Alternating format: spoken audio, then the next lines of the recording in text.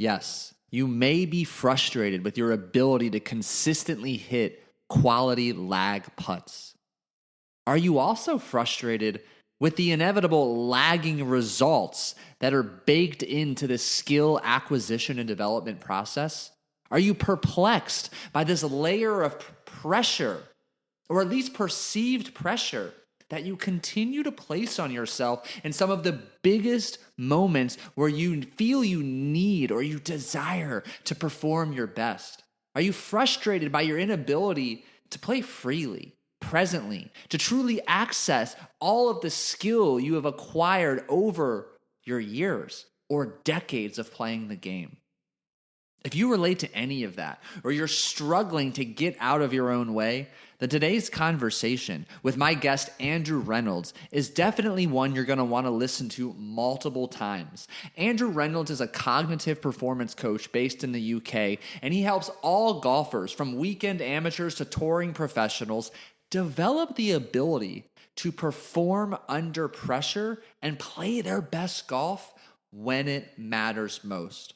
So many nuggets, so many tidbits of insight and information absolutely designed to help you get out of your own way and play to your potential. Get your note-taking device ready, and please help me welcome Andrew Reynolds to the show.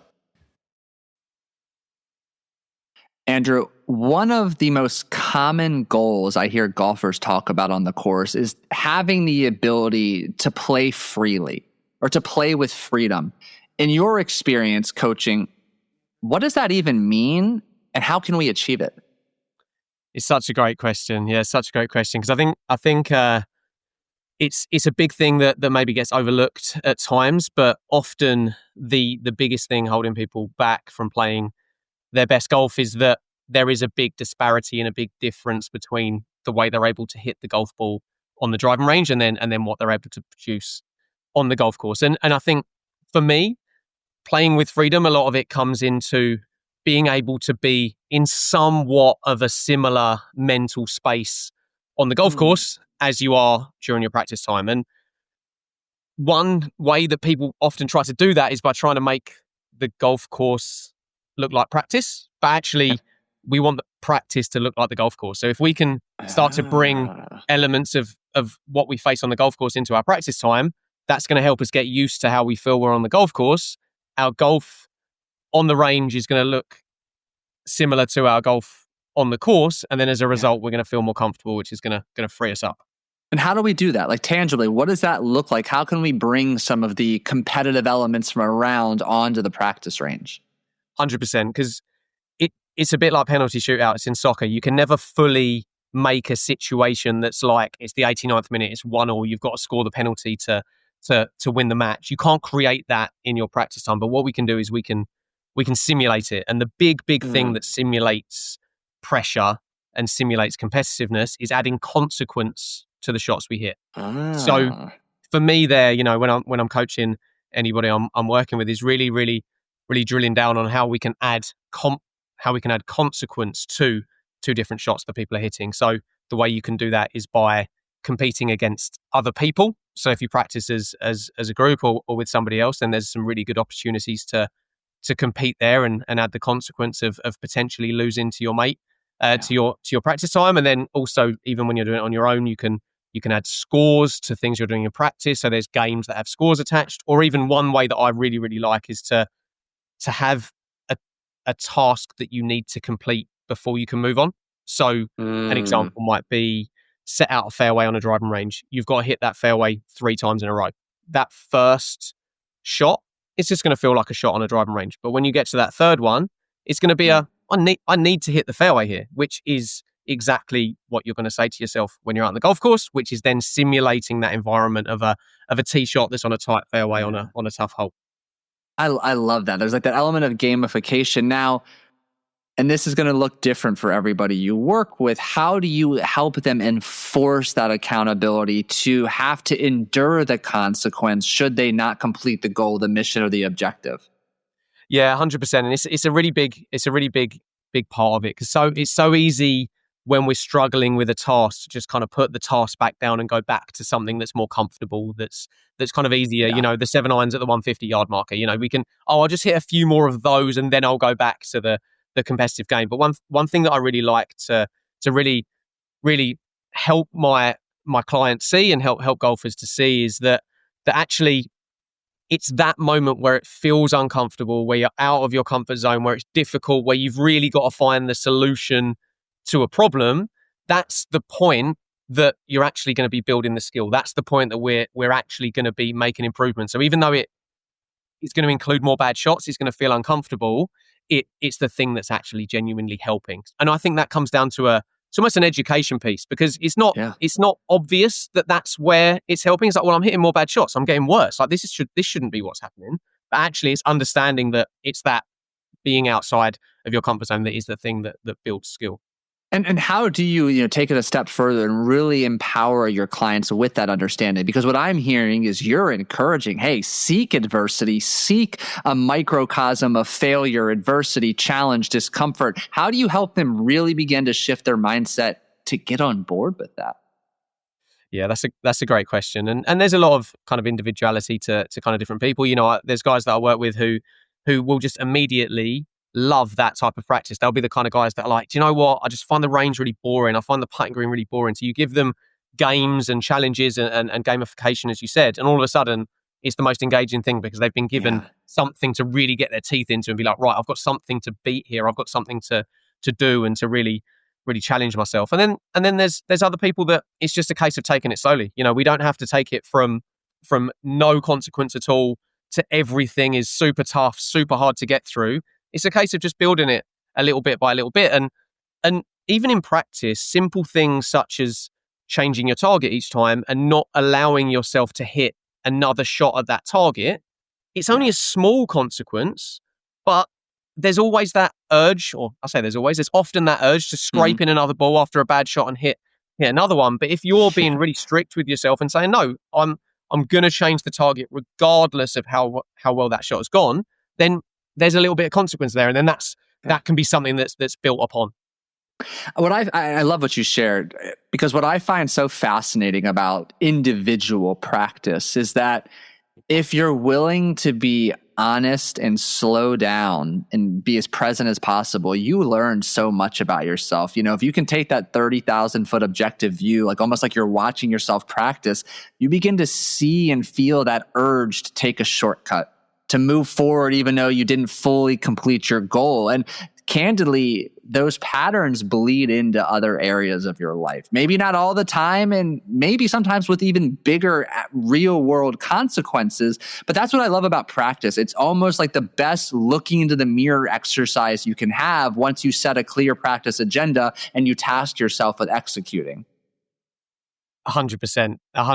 It's, if you can embrace that, it's all about just the tiny little building blocks that day after day after day, just trying to get that little bit more skillful. Like I often refer to, imagine a skill graph, like as in you just want your graph to be moving in the correct direction. Yeah. Your scores are going to be doing this all the time, but as long as that point on the graph that represents your skill level, as untangible as that is, it's as long as you can think of that, then you're going to be on the right track, because you're going to go, okay, how can I get more skillful today?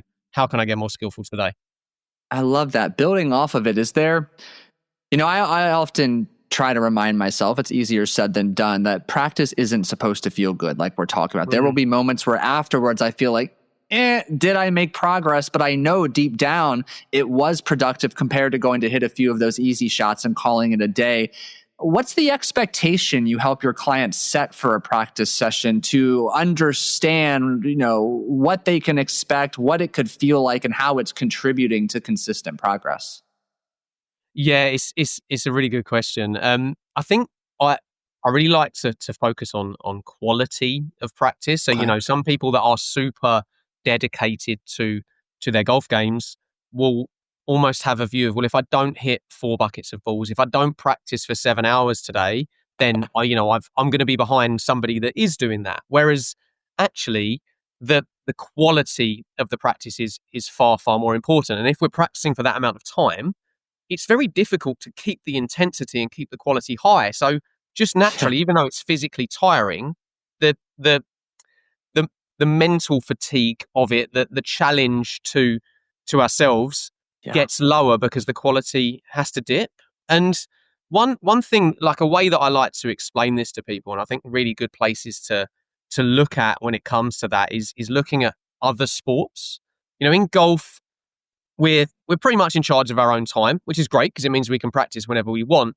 But then there's not so much of the, someone cracking the whip or somebody kind of pushing us in a certain way. Whereas if we look at other sports, I mentioned soccer earlier, you've got boxing, you've got marathon running, even just somebody that was trying to get into really good shape in the gym.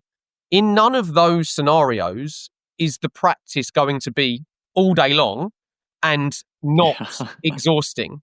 So, like, if we look at a boxer, there's no way that anybody's going to look at a training schedule and go, "That's grueling. Like, that's incredibly challenging." And if they came away, not sweating, barely, having, a mark on them type thing, you'd kind of go, "Okay, was that really the best prep for a fight?"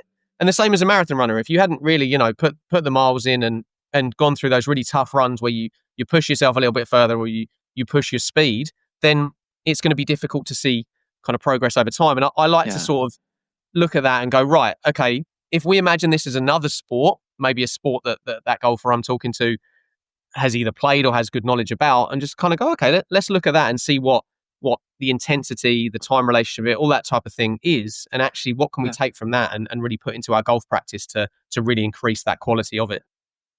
I like that because I think we all need the reminder time to time that every single round will provide adversity. Period. No matter how in a groove you are, how well you're playing, there will be some form of discomfort and adversity.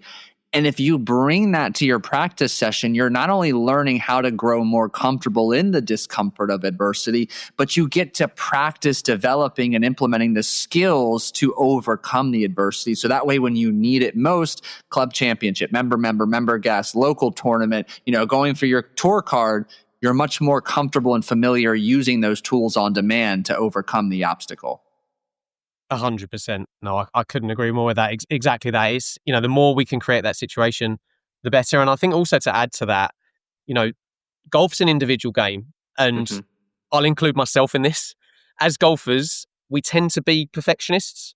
And it's one where I think almost without being a bit of a perfectionist, we can't really get to the point of being good at golf because it requires so much time on our own, focused, continuing to do the things that we need to do. So you need a little bit of that obsessive perfectionist mindset.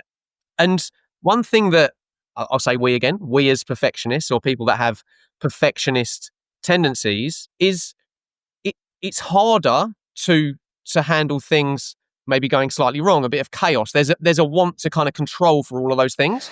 And that's why it's so important for us as golfers and for everybody that I speak to kind of be able to catch that in the moment and be like, this should be a bit chaotic. This should be difficult. I'm going to hit bad shots, whether that's on the golf course, whether that's in practice, and almost reminding ourselves of exactly what you've just said there and understanding that actually as part of our DNA as a golfer, our psychological makeup as a golfer, there's going to be elements of where we need to work on that.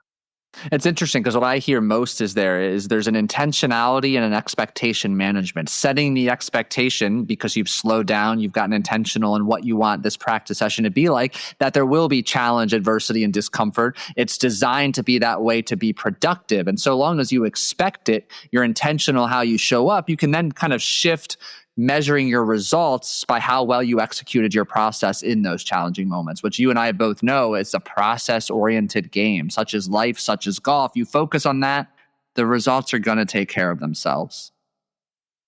100%. It's such a massive part of the game is having a process in the first place, and that's something to be learned, a skill to build, something to work on and continue to practice, just like the golf swing itself, and then be able to fall back onto that process. And it links with practice very, very well, because if we learn what a process, a pre-shot routine, whatever it might be, a pre-round routine, if we learn what that was and kind of went, do you know what? I'm going to use that in 4 weeks' time when I've got a big tournament, when it gets to the pressure of that day, everything's kind of moving quite quickly. There's, your head's a bit of a washing machine.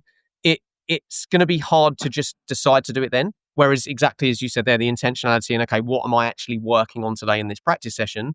If one of those things is process, I'm going to be focused on my routine. When it gets to that tournament day, the pressure's on, everything's moving really quickly, but there's an element of that being automated, almost built in, something you can just fall back on and it just happens without you thinking too much about doing it.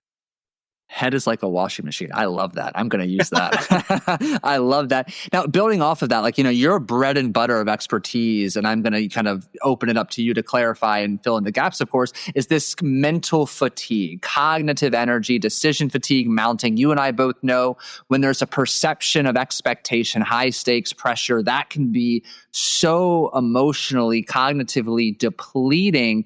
Talk to us about what you mean under the term of cognitive energy, mental fatigue, and how does process play a role in preserving that energy? Yeah, that's such a great question. Yeah, such a great question. A big thing that I look at with kind of cognitive fatigue, kind of like mental state, mental skill, mental game, however you kind of put it, is I like to think of it as how high of a pressure situation can you get your comfort zone? So if we take the biggest example of that, Tiger Woods, his comfort zone was somewhere near, and I'm not saying this was in his comfort zone exactly, but somewhere near the first tee of the Masters. When he is on that first tee, he is more comfortable than any other guy that's putting a tee in the ground. Every single time he tees up in that tournament. And that's a result of the work that he's put into that point, and also the experience that he has built up over the times that he's been there and been in similar situations. So the way I look at how can we get to a point where we can feel as comfortable and confident as possible in as high a pressure situation as possible, it's like, okay, what's my blueprint of how I get myself to that spot? And process is a massive, massive, massive part of that. So on that, then, I'm hearing elements of self-awareness, like trial and error, what works, what doesn't, applying it in real time, starting to calibrate up the level of pressure and stress to see if you can still execute. With that being said, what do you recommend to the golfer listening who has an inconsistent routine, who lacks consistent execution of a process? What do they need to hear and understand and then do moving forward to start building that blueprint so they can effortlessly execute in the most pressure-filled situations? Yeah, no, it's a great question. And a big part for me is we can look at mindset and mental skill and performance under pressure as something that's individual and on its own. And some of the old adages is, stay positive, be positive, think happy thoughts. And look, being positive is going to help is part of it, but just being positive isn't going to get us to that point where we can really perform at that level. So the way I look at it is, if we can have really, really strong routines, so a really strong pre-shot routine, a really strong pre-round routine, we can make the absolute most of our practice time. So enough time working on technique, enough time adding some randomization and variation to our practice, and then enough time playing these consequence-based, pressure-based games. Then if we can do those two things, having a really strong mindset, being able to talk to ourselves in a way we would talk to a friend is a way I like to put it. We don't have to be positive all the time, but just as long as we're talking to ourselves in a rational way that is similar to how we would talk to a friend, that becomes a lot easier if we've been working hard in practice and we've got those routines to fall back on. So when I'm to your question there of what would you recommend to the listener here is, if you think about that and go, yeah, do you know what, if my routine could be a little bit better, I do it sometimes and I lose it a little bit and it's quite good with my chip in, but maybe not with my irons. If we can really dial that in and then be like, right, and this doesn't mean practice for 12 hours a week. You can practice for 2 hours a week, 3 hours a week, just fit in that couple of hours, 3 hours of really high quality practice. You do those things for 4 weeks, 8 weeks, 12 weeks, you're going to feel more confident on the first tee as a result of just that stuff. And then also you'll notice that actually the nerves are going to be lower. The ability to talk to yourself and go, yeah, do you know what? That's actually not too bad there. I can chip that one close. Because if you've seen it before, you've practiced the shot, you've got a routine to go through, they all feed each other. They're not kind of individual things. And as a Yeah. result, that mental game will get stronger and stronger. On and off the course, what are some of those common sources of mental fatigue, cognitive depletion? I think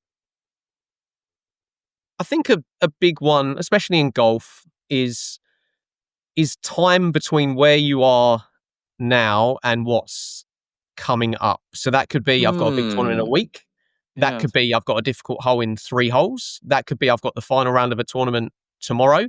I think in golf, probably more than any other sport, there's time to think and time to get ahead and also be in the past. Think about stuff that's gone before. You know, you look at again other sports that are more reactionary. There's Hmm. not as much time to think. There's not much time to sit and kind of stew about other things. So it's natural in golf to fall into, oh, well, what if that happens? What if that happens? And I think it's why we see golf is just a very difficult game and it's very high variance. But even in the pro game, we see where people will play well for a period together. It's not often someone has 5 good tournaments in a year equally spaced out. If we look at a pro tour, they're often in little clusters. And that's another example of that, because if you start seeing some good stuff, when you're thinking about what's coming up in the future, you've kind of got some good stuff to fall back on. And even at the top level, that helps and allows that mental fatigue to be a little bit lower and gets you in a better mental state in that moment. And that's the same going down through the whole game. I agree. Like that's this idea of time traveling. You know, you're looking ahead too far to what's coming up, or you're stuck in the past, ruminating. You're operating from a place of anxiety, worry, regret, shame, embarrassment, fear. All of those are incredibly toxic, energetically depleting emotions. And emotion is just energy in motion. So if you're holding on to these emotions, operating at this lower frequency vibration, you're just draining your precious energetic reserves to carry those emotions, because you're so far stuck in the past or so far ahead in the future. You're not present. Therefore, your quality begins to suffer, and it's just a negative downstream ripple effect. 100%. No, Yeah. 100%.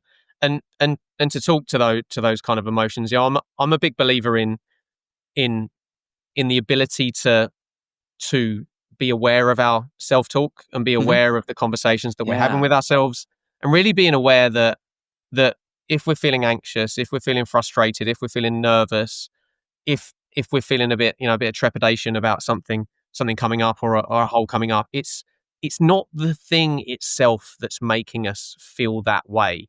The first tee itself isn't making you anxious. It's the Yeah. way we're describing that situation to ourselves that Hmm. creates the anxiety, that creates the trepidation. It's not the bad shot that makes you frustrated. It's the reaction to the bad shot. It's the telling yourself, why do I always do that? I never play this hole well. Why am I so bad at this game? Et cetera, et cetera, et cetera, with probably some stronger stuff thrown in there that we've all said to ourselves at times. But it's that reaction and that story we're telling ourselves which creates the emotions that we feel. And I think the more that we can realize that that's the case and learn to catch those statements, catch the things that are probably a little bit irrational. When we tell ourselves we're the worst putter in the world or we never play well in competitions, when we can catch those, reframe them, go, actually, do you know what? I putted bad today, but I'm not always a bad putter and I'm going to work on my putting twice this week. And I know it's something that I can get better.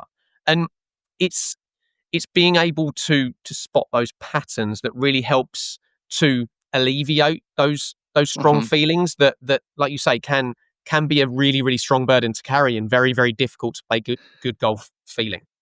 So build off of that. Like once somebody listening becomes aware of, these destructive self-talk loops in particular scenarios on and off the course, the awareness is growing. What's that next step to break that loop, to create an opportunity to build a better habit?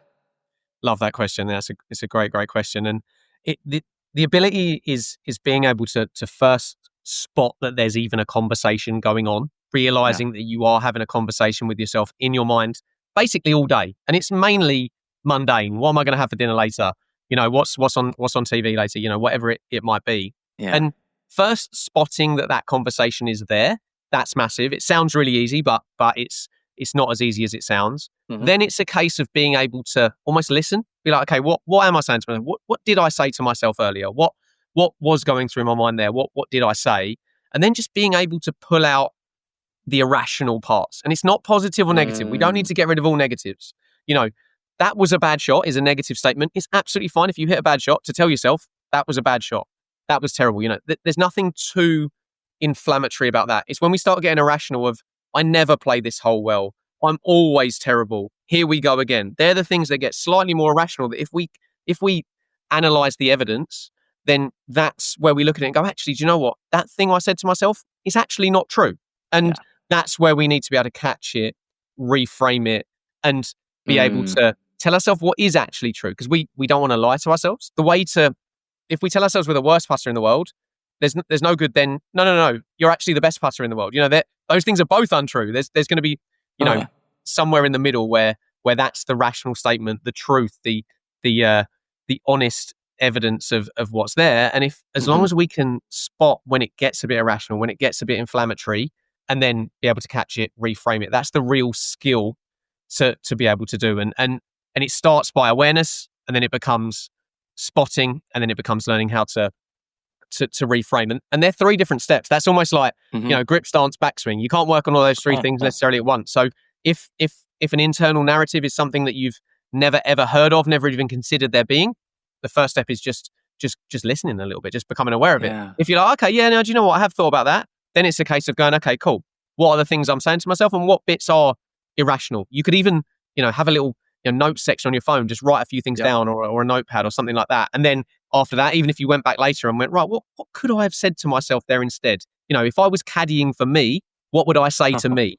You know, that kind of thing there. And that's when you can start getting into the reframing.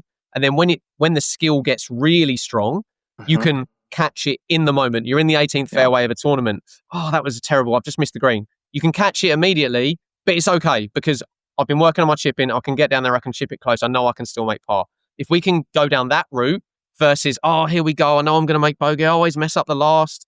It then that gets a little bit out of control. The emotions start firing. The frustration, the fear starts firing up.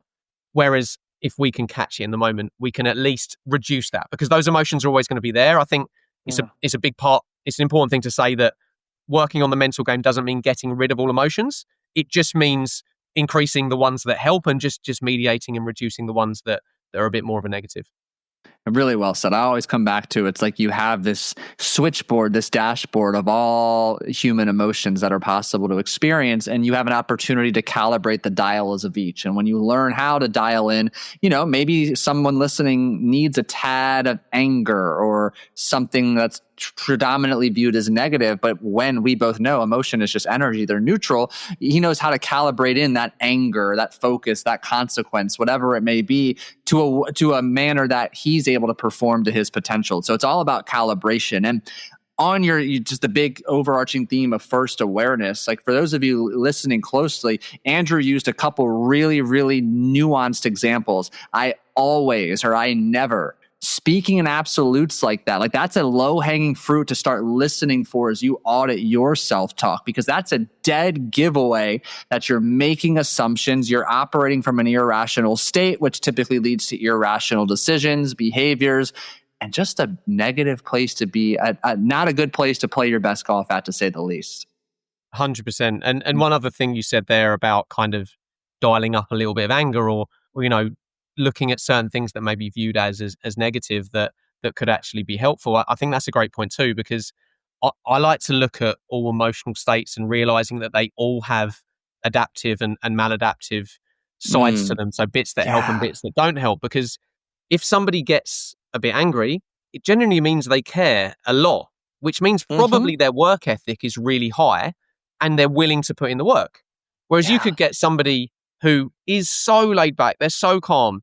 That might sound better for the golf course, but if they're so chilled that they don't care, they're not going to put in the work, and then therefore they're not got the opportunity to increase skill. So, you know, a lot of this is about getting to know who we are and what our typical tendencies are from an emotional perspective. Do we tend to go a little bit too high on the intensity level, so we need to bring things down, or are we a little bit too low, so we've got to move things up, and then knowing how to move ourselves around. But yeah, to your point there, I couldn't agree more.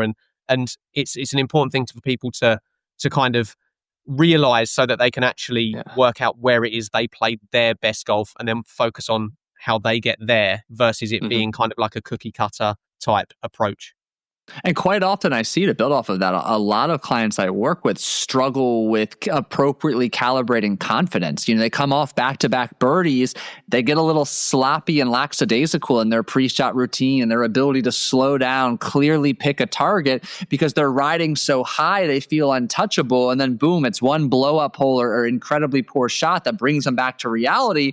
And then they maybe blow up for a hole or two. So similar to what we shared about the negative emotions running amok, it's absolutely possible for confidence to get too far out of hand as well. And just learning to find a way to come back to your blueprint of neutrality that looks different for everyone to give yourself the best possible chance to focus and execute your processes.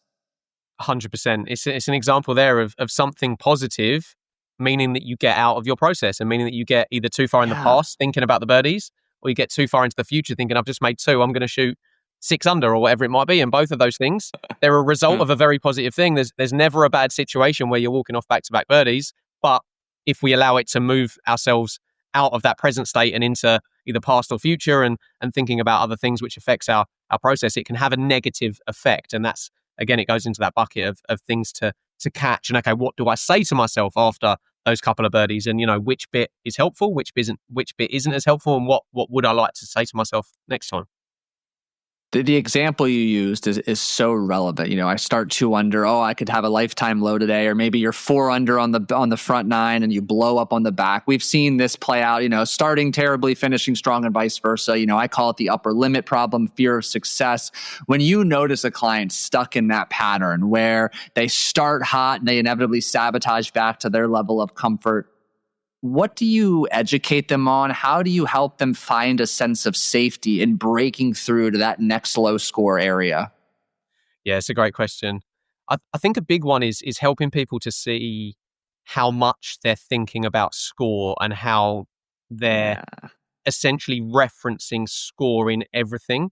So a bogey's okay there because I'm on this. Or I can't possibly take an aggressive route here because I'm on this. Whereas actually, these things are individual decisions that theoretically shouldn't be affected by the score we're on, unless maybe you're in a game of match play or you're in the last 2-3 holes of a competition trying to chase someone down. But they're the especially the end of a competition. That's such a small amount of examples that essentially for 99.9% of the time, our decisions, in theory, and this is hard to do, should be individual. They should be, right, this is a shot in front of me. What's the best decision I could possibly make here? What's the best thing I could possibly do? Where's my target? Where am I trying to leave the golf ball? But then it gets set against a score. So either we're on a good score, so we play more safely, we're on a bad score, so we play more aggressively, or we're on a good score, we play more aggressively. Maybe that's not typically one that you tend to see, but yeah, absolutely. Like the big thing that I try and help people to see is to realize that actually thinking about score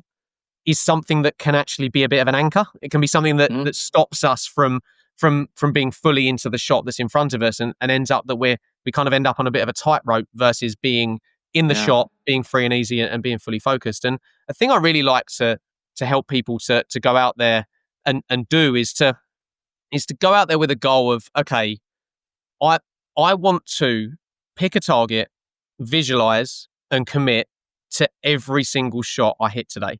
If I do that and I get to the 18th hole and I look back and say, I did those things, and let's not say 100% of the time because that's a ridiculously high bar. But if you can do that 75% of the time, 80% of the time, something like that, you can look back and go, do you know what? I shot the best score I possibly could today. It might not have been the best score you ever have shot, but on what you had on the day, if you can do those things, the things you can control, then that's you've got the most out of that round. And I think if somebody can really believe that and really lean on that and go, do you know what? If I do that for 100 rounds in a row, I know I'm going to play good golf. Yes, it might not be today, but I'm going to be in the shot more often. I'm going to be into my targets more often. I'm going to be focused less on score, and I'm going to give myself the best opportunity to play great golf. So both on the course and even for those listening who experience this struggle in their businesses, in their entrepreneurial endeavors, this hyperfixation and attachment on results, what's the antidote? What do they need to hear to make an adjustment, to free them up, to have that energy necessary to focus on what truly matters and is within their control? Yes, it's it's a great one, and it it comes down to that underlying belief. If we really believe that process isn't just important because we're told a process is important, Yeah. it's actually the thing that creates the best outcomes. But Mm. it's and that's where the belief about it is the key to change. Because if it's like, to use a golf example, yeah, I know that process thing's important, but I want to shoot 6 under. It's kind of okay. That's that's cool, but we need to embrace that actually the thing that's going to help me shoot 6 under, or 6 under my handicap, or my best score ever, or whatever it might be, Mm-hmm. is being into my process and using it for every single shot, and then seeing what they add up to at the end. And when it comes to a pressure situation, when it comes to the end of a round, it comes down to whether a golfer truly believes that. And obviously it's Yep. often my job to help them to believe that and help them to see that's the case. And often that comes from a bit of trust in the first instance, to go out there and try it. And then once you see that actually I'm on a good score here, and then all I'm doing is trying to think about the shot that's in front of me, you finish the round and go, oh, that was different. And then from there, the belief starts to build, and then a process that, as we spoke about at the beginning, becomes kind of embedded and automated, and something that you can fall back on starts to happen Yeah. much more easily. It's interesting. I'm continuing as I'm listening to you to put myself in the listener's shoes. Like, where might their minds be wandering around questions? And like, I keep coming back to like, why is it so difficult to remain focused on the process versus the results? And I want to share my 2 cents and get your perspective. Like, to me, focusing on the process, like, it's boring. It's monotonous. It's repetitive. Whereas focusing on the results provides an opportunity for that massive hit of dopamine.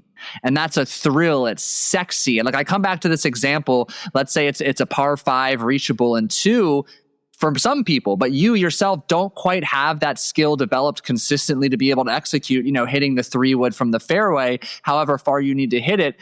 But it's that over aggression, that swing for the fence mentality, so focused on the result, an eagle putt opportunity or an easier birdie. I say that loosely. I found that's a form of self-protection, because inevitably you get to fall back on it as an excuse when you fuck up the hole and you bogey or double.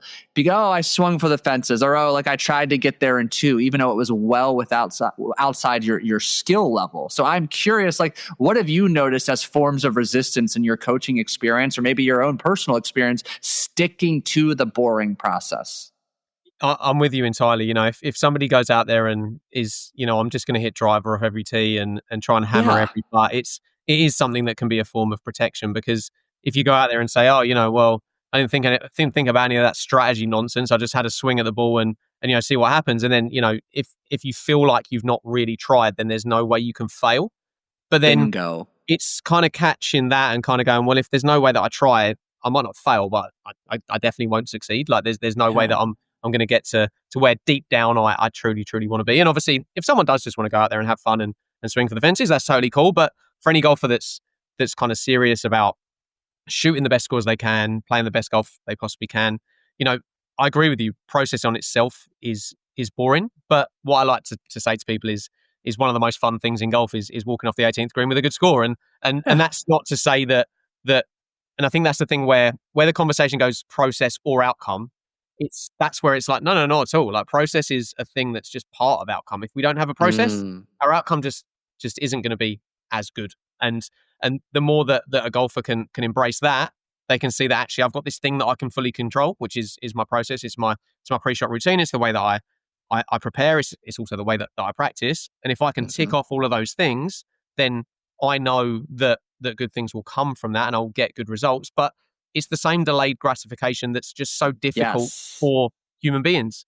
Why is it so hard to eat super healthy and go to the gym 3-4 times a week for a 2-month, 4-month, 6-month period? Is because there's so many other things which give more immediate gratification that get in the way of that stuff. And it's no different when it comes to golf. The the delayed gratification and the willingness to be patient and wait, and sometimes wait quite a while, is the thing that that is required, but Yeah. it's hard to do. I have a thing which I call the skill development lag. So Uh-huh. I like to think of it as, if we're building skill constantly, that's a line that kind of goes up like this. But it's not like we get rewarded immediately for every single little tiny bit of skill we build, because we need to get on the golf course. We need to learn how to take this new skill to the golf course. We need to learn how to produce the golf that we're learning how to produce in practice. And what that does is it means our performance stays a little bit flat for a while before it loops upwards. And that point where skill is being built, but the scores aren't necessarily getting any lower yet and our performances aren't getting better, that's that skill development lag. Things are Yeah. happening, our neural pathways are being strengthened, but it's just not quite showing yet. And if a golfer can get through that lag one time, then they will know that this work will pay off eventually and the buy-in will be there more. But it's just a case of being able to be patient enough to get through that first lag and not jump Yeah. to something else, a different swing style, a different coach, a different method that starts another lag. So if we get 3/4 of the way through, almost there, and then jump there again, you can feel like you've got nowhere for years, but you're trying really hard, because it's just that constant cycle of starting a new process. Whereas if you can have the patience and really trust that process, trust that it will work, you can get to the point where the performances start to get better pretty quickly. That's exactly where my mind went when you were initially sharing, was delayed gratification. Delayed gratification, it's difficult to connect choosing to hit 5-iron off the first tee to shooting your best round ever on the 18th hole. It's such a 4 or 5 hour time period, and our brain is just not wired that way. We won our results yesterday, so I'm glad you shared that. And to build off of that great analogy with the lag effect, like I often come back, like I'm a very visual person. So the inchworm. If you ever study or just really observe how an inchworm moves, like the way I think about skill development in this regard is they first pick up their front legs or the front part of their body and move that forward, while the rear portion of their body stays stationary. So skill acquisition is all about, the inchworm lifting up the front part of its body, the skills building. You see flashes of it in real time, but it's not until the back legs move that you finally feel and experience all of your hard work, in around that matters most. So I love that you hit at the lag effect, because we are all hardwired to want our results yesterday. Thank you, internet. Thank you, social media. Yet if you can learn to lean into the discomfort, practice strengthening your patience muscle, the fulfillment, the reward on the other side is nothing short of incredible. 100%. It's a great analogy. Yeah. So answer this for me. Imagine that there on the most beautiful golf course in the center is a billboard.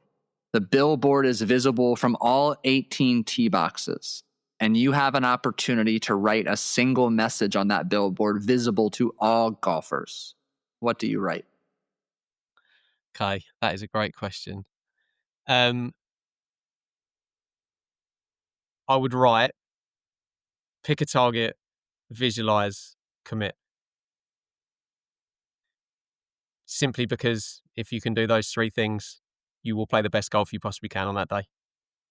Pick a target, visualize, commit. Exactly that. It. Excellent. Andrew, such a pleasure having you here. Really appreciate your time. Thanks very much for having me on. Really enjoyed it. Yeah. Where can our listeners go to learn more about you, to get engaged and brought up to speed with all the great work you're doing, and to apply to work with you? They can head to my Instagram page at the COG Coach, and also my website, thecogcoach.com, and you'll find everything there. Excellent. Well, thank you again. Really enjoyed this conversation. Cheers. Thank you. Absolutely. And for those of you listening, thank you for tuning into another episode. I know you found immense value in this conversation. Andrew was dropping knowledge bomb and insight one after the next. So be sure to go back and listen again. Have that note-taking device ready so you can really extract the reframes, the tangible tactics that he's shared in today's episode. And then go one step further. Help a fellow golfer out. Help a friend who is studying to perform to their potential, especially when they need it most. Share this episode. Share Andrew's social media information so they too can continue to work towards achieving their potential.